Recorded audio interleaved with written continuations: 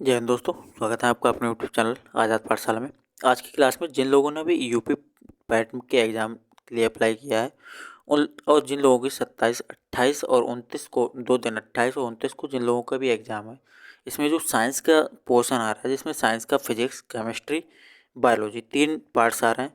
जिसमें ये जो आज की क्लास है ये हमारी फिजिक्स की क्लास है जिसमें टोटल 150 क्वेश्चन होंगे। 150 क्वेश्चन में जो भी फिजिक्स के जो भी टॉपिक्स हैं सभी टॉपिक्स को लिया गया है, सभी टॉपिक्स के क्वेश्चंस लिए गए हैं। अगर आप इस क्वेश्चंस को कर लेते हैं तो मुझे लगता है शायद छूटेगा। 150 क्वेश्चन बहुत इंपॉर्टेंट क्वेश्चंस हैं।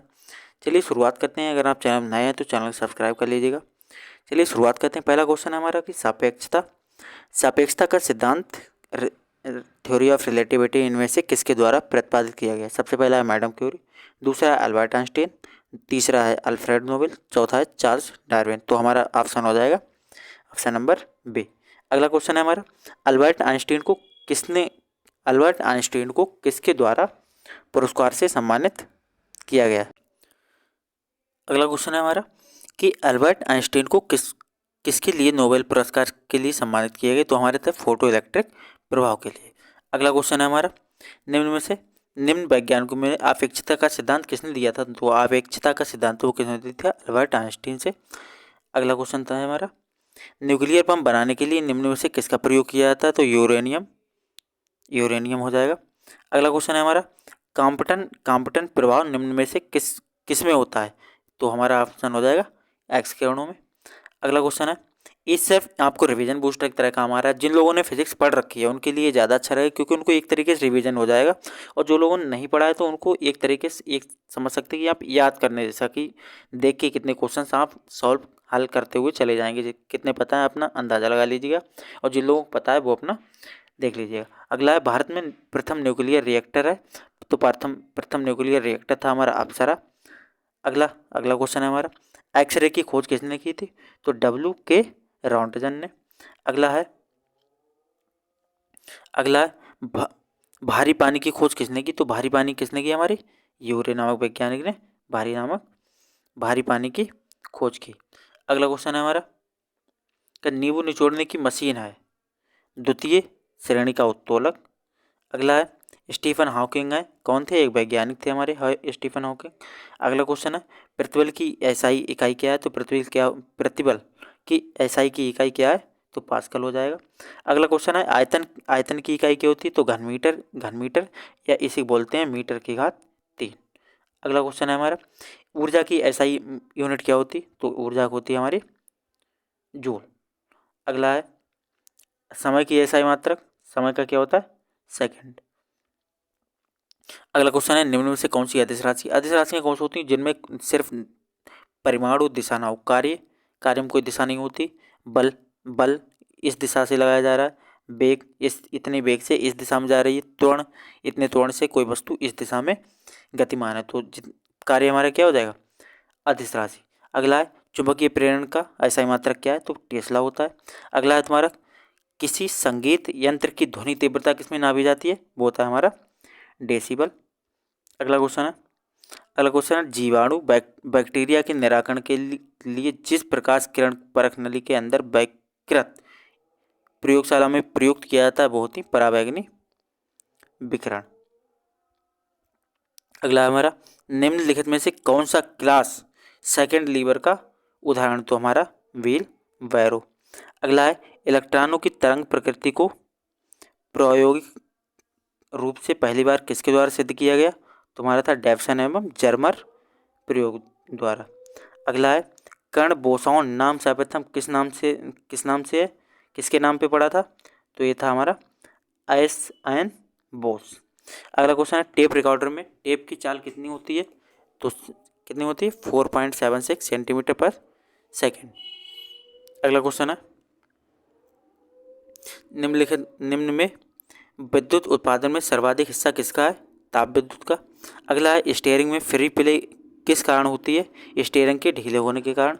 अगला है सीटी स्कैन में किसका प्रयोग किया जाता है। तो वो होता है हमारा एक्सरे का। अगला क्वेश्चन है बिजली का करंट का ऐसा मात्रक क्या होता है। तो बिजली करंट का होता है धारा क्या होता है, एम्पियर होता है। अगला है दाब का ऐसा मात्रक, दाब का पास्कल होता है। अगला है तुम्हारा अगला क्वेश्चन है माप इकाइयों की सीजीएस प्रणाली में निम्न क्या होते हैं? सी मीन सेंटीमीटर, जी फॉर ग्राम और एस फॉर सेकेंड। तो कौन सा हो जाएगा हमारा ऑप्शन नंबर डी। अगला है वाट घंटा किसके बराबर होता है? तो वो होता है 3600 जूल के। अगला क्वेश्चन है हमारा दूध की घनता मापने के लिए किसका प्रयोग किया जाता है? तो दूध किसके द्वारा मापा जाता है? दूध मापा जाता है लैक्टोमीटर की।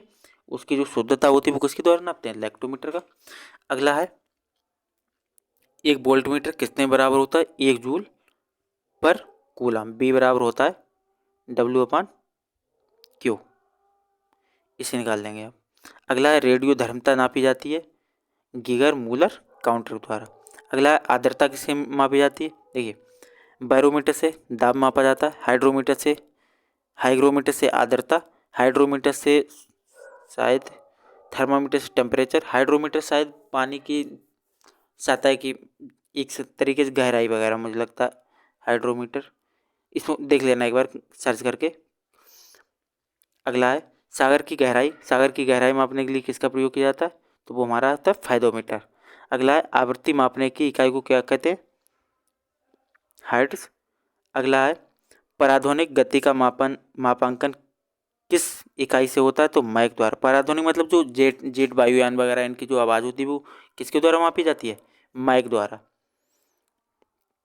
अगला है न्यूटन की इकाई क्या है? न्यूटन किसकी इकाई है? तो न्यूटन किसकी होती है? बल की इकाई होती है। अगला क्वेश्चन है बार किसकी इकाई होती है? तो बार होती है आपके वायुमंडलीय दाब का मात्रक क्या होता है? बार। अगला है कार्य तथा ऊर्जा की इकाई क्या होती है? जूल। अगला है गतिशील श्यानता की श्यानता होता है पास्कल पर सेकेंड, पास्कल इंटू सेकेंड। अगला क्वेश्चन है राशि का कौन सी राशि का जूल मात्रक नहीं है? तो सामर्थ्य का P बराबर W/T और बाकी जितने प्रकार की ऊर्जाएं होती चाहे ऊष्मा हो चाहे कार्य हो उसकी सबकी क्या होती है? एक होती है जूल। अगला है शक्ति का मात्रक कौन सा होता है? तो शक्ति का मात्रक जूल पर P बराबर W/T होता है। P बराबर W/T। टी वर्क हो गया इसका जूल पर सेकंड हो गया। जड़त्व आघूर्ण क्या क्या होता है? मीटर पर किलोग्राम। अगला है पास्कल इकाई किसका है? पास्कल दाब द्वारा मापा जाता है। दाब की जो इकाई होती है वो क्या होती है? पास्कल होती है। अगला है सुपरसोनिक स्पीड किसके द्वारा मापी जाती है? जो जो सुपरसोनिक हमारी मिसाइल्स वगैरह होती हैं इनकी जो स्पीड होती है उसको कैसे नापते हैं? मैक द्वारा। अगला है किस आवृत्ति की ध्वनि सुन सकते हैं आदमी? किस आवृत्ति की ध्वनि मनुष्य द्वारा श्रव्य होती है? 10 100 हर्ट्ज तक आदमी सुन सकता है। अगला है ध्वनि तरंग की कौन सी विशेषता इसके तारत्व को तय करती है? तो ध्वनि क्या होता है? आवृत्ति। अगला है हमारा क्वेश्चन प्रतिध्वनि सुनने के लिए स्रोत तथा परावर्तन सतह के बीच कितनी न्यूनतम दूरी होनी चाहिए? तो दूरी होना चाहिए 17 सेंटीमीटर। इसका मतलब क्या हो? प्रतिध्वनि सुनने के लिए स्रोत तथा परावर्तन सतह के बीच मतलब एक यहाँ बैठा है और यहाँ पे एक आदमी बैठा है, यहाँ से वापस लौट आने के लिए इसके लिए जो हमारी डिस्टेंस होगी उसके लिए कितना इनके बीच की दूरी? 17 मीटर होनी चाहिए। 17 मीटर के बीच में ही ध्वनि वापस लौट के आपको सुनाई देगी। अगला है दो व्यक्तियों के वार्तालाप के बीच आवाज़ का डेसिबल क्या होगा? 23 लगभग 30 डेसिबल। अगला है दीवार में कितनी प्रतिध्वनि सुनने के लिए न्यूनतम दूरी होती है? तो कितना? 17.2। अभी जो पीछे पड़ा था 17 तो लगभग 17.2 तो उनको 17 बोल दिया हम लोग। अगला है ध्वनि का किस माध्यम में गबन नहीं हो सकता? निर्वात में कभी ध्वनि नहीं जा सकती। निर्वात में कोई चीज़ होती नहीं तो निर्वात में ध्वनि कहाँ चली जाएगी?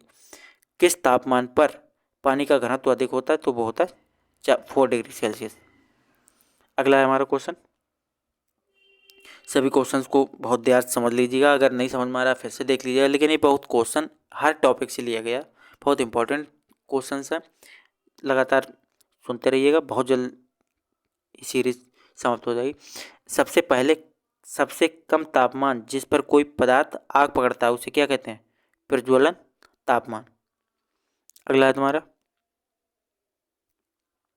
टर्मिनल डॉपलर वेदर रेडार किसके लिए प्रयुक्त किया जाता है? खराब मौसम में हवाई जहाज़ों को उतारने के लिए जो रेडार वगैरह होते हैं उसका क्या नाम होता है? Terminal Doppler weather radar. जिससे खराब मौसम है तो हवाई जहाज़ों को उतारा जाता है। अगला है, निम्न में किस यंत्र का उपयोग अवशोषित या विकसित ऊष्मा के लिए किया जाता है? तो वो हमारा होता है कैलोरीमीटर। अगला क्वेश्चन हमारा, कौन सी भौतिक राशि अन्य से भिन्न है?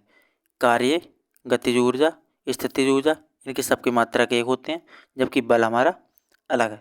अगला क्वेश्चन है, ढालू सड़क पर पत्थर लुढ़काना ऊर्ध्व ऊपर की ओर उठाने से अधिक आसान होता है, क्योंकि पत्थर को लुढ़काने के लिए कार्य इसे उठाने की अपेक्षा कम करना पड़ेगा। अगर मान लो ऊपर से किसी पत्थर को नीचे गिरा रहे हैं तो कार्य कम करना पड़ेगा। अगला क्वेश्चन है, वह कौन सी भौतिक राशि है जिसका मात्रक आयाम ml²10⁻² होते तो किया गया कार्य? जितने प्रकार की कार्य होती हैं, जितने प्रकार की हमारी ऊर्जा होती है, उनका सबका आयाम क्या होता है? ml²10⁻²। अगला है, माचिस की डिब्बी की सतह से जब माचिस की तीली टकराती है तो ऊर्जा का कौन सा रूप चमकती लौ में प्रज्वलित होने का कारण बनता है? तो वो हमारी होती है रासायनिक ऊर्जा। अगला है, नदी का बहता हुआ जल किस प्रकार का संवहन है? इसमें थोड़ा कहीं कट हो गया PDF बनाते टाइम। अगला क्वेश्चन है आपका, किसी एक वस्तु को फोकल लंबाई 20 सेंटीमीटर के उत्तल लेंस में लंबवत रखा जाता है तो लेंस की फोकस दूरी, वस्तु की दूरी इतनी हो जाती है। तो छवि की स्थिति, इसमें बी निकालना है आपको, बी निकालना है आपको। और क्या होता है, 1/f बराबर 1/b प्लस 1/u। और उत्तल लेंस की सभी दूरियां कैसी होंगी? f नेगेटिव होगी, बाकी सब प्लस की होगी। अगला है, निकट दृष्टि दोष के लिए व्यक्ति को किस प्रकार का लेंस का यूज़ करना चाहिए? तो हमारा होता है अवतल दर्पण। अगला है, निकट दूर दृष्टि का एक रोगी 40 सेंटीमीटर से निकट की वस्तुओं को साफ नहीं देख पाता। आँख को सामान्य बनाने के लिए आवश्यक लेंस कैसा होना चाहिए? 200 बाई फोकस दूरी का उत्तल लेंस। 40 स्पष्ट दृष्टि की न्यूनतम दूरी कितनी होती है? U बराबर 25 सेंटीमीटर, B बराबर इतना हो जाएगा। F बराबर फार्मूला लगाओ, F बराबर 1/b माइनस 1/u। अगला है, किसी व्यक्ति का पूरा प्रतिबिंब देखने के लिए समतल दर्पण में न्यूनतम ऊंचाई कितनी होनी चाहिए? व्यक्ति की ऊंचाई की याद है। अगर कोई दर्पण बना हुआ है और किसी व्यक्ति को अपनी पूरी लंबाई देखना है तो उसको दर्पण से आधी लंबाई का होना चाहिए। अगला है, लाल गुलाब को जब नीले फिल्टर में डाला जाता है तो उसका रंग कैसा हो जाता है? काला। कैसा हो जाएगा? काला।